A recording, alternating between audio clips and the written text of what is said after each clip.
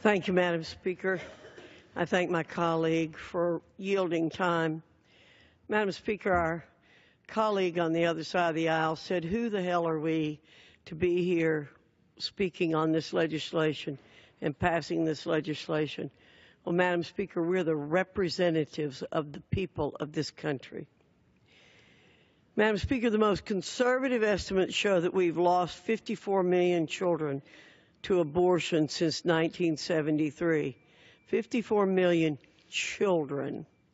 In a nation founded upon principles that recognize the dignity of every human life, we should not tolerate this extermination of innocent lives.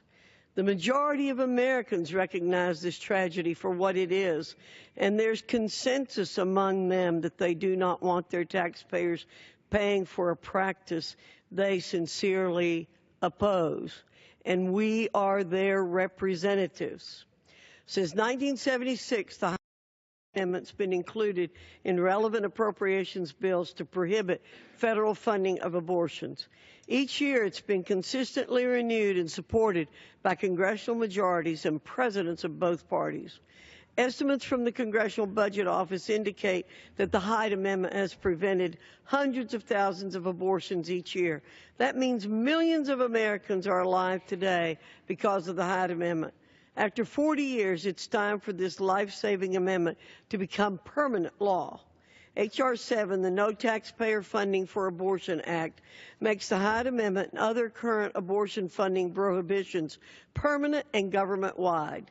This common-sense measure restores a long-standing agreement that protects the unborn and prevents taxpayers from being forced to finance thousands of elective abortions.